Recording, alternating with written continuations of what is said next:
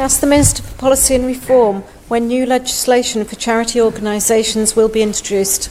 Calling the Minister for Policy and Reform, Honourable Member for Central, Mr Thomas. Thank you, Mr President. I'm sure that this Honourable Court appreciates that Her Majesty's Attorney-General has an oversight and supervisory role in respect of charities registered in the Isle of Man, and probably also that some concerns have been expressed that the charities legislative framework needs to be improved. I understand that Mr Attorney has been reviewing the framework of existing charities legislation and that he has been informally consulting initially with the major stakeholders regarding the oversight and governance arrangements and the practical application and efficacy.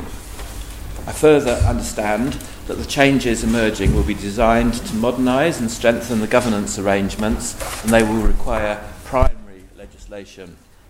In line with normal practice, the current proposal is that a period of formal public consultation on a draft bill will be undertaken this summer.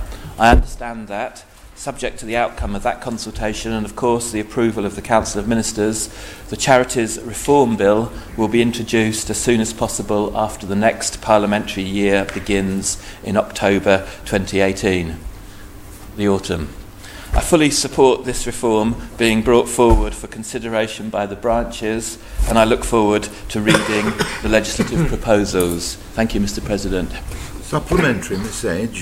Thank you, Mr President. I'm not sure whether the Minister will be able to clarify this or the Attorney-General. Has consideration been taken to introduce a Charities Commissioner or Ombudsman for any cases that may arise, or considering possibly extending the Tynwald Commissioner's role to review any cases to ensure that the public money is going to the charities and being spent on what the people are expected it to be spent on?